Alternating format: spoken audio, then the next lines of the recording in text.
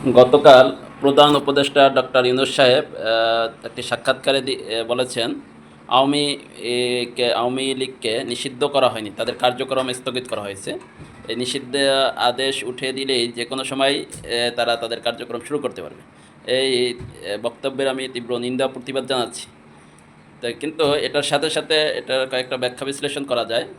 একটা হলো রাজনৈতিক দলগুলোর যে অনৈক্যটা যদি ঐক্যে পরিণত না হয়, তাহলে ইউনূস সাহেব যেটা বলেছেন সেটা হয়ে যেতে পারে, হওয়ার সম্ভাবনা থাকতে পারে। এবং আওয়ামী যখন যদি নিষিদ্ধ কার্যক্রম স্থগিতের আদেশ উঠে যায়, সেক্ষেত্রে তারা আবার নির্বাচন করতে পারবে, নির্বাচন করে কোনো সংখ্যাগরিষ্ঠতাও পেতে পারে।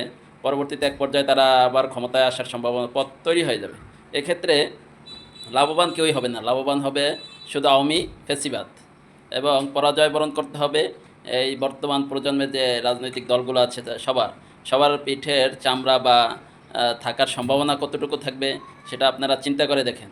তো এই রাজনৈতিক যে অনৈক্য, এটা দূর করে আপনারা আওয়ামী ফ্যাসিবাদের বিরুদ্ধে সবাই একমত হন। এদেরকে বাংলাদেশ থেকে নিষিদ্ধ করতে হবে, বিতাড়িত করতে হবে। যেমন আপনি এই যে ৭২-এর যে সংবিধানটা রাখবেন, তারপরে যে সংবিধানের বাহিরে কিছু করবেন না, তাই সংবিধানের বাহিরে গিয়ে কোনো কার্যক্রম করতে যাচ্ছেন না, রাষ্ট্রপতিকে সরাতে যাচ্ছেন না। তাই এভাবে তাহলে তো আপনি আওয়ামী ফ্যাসিবাদকেই কোনো না কোনোভাবে আঁকড়ে ধরে রাখতেছেন। তো এই যে আওয়ামী ফ্যাসিবাদের জন্য সবাইকে জিরো টলারেন্স যদি না হতে পারেন, তাহলে জাতির ভাগ্যে দুর্ভোগ রয়েছে।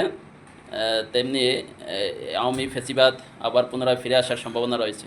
তাই যে আওয়ামী ফ্যাসিবাদকে নিষিদ্ধ করার বিষয়ে বাংলাদেশের সকল রাজনৈতিক দলের ঐক্যমত এবং একই প্ল্যাটফর্মে এসে জোরালো দাবি জানানোর আহ্বান জানাচ্ছি। ধন্যবাদ।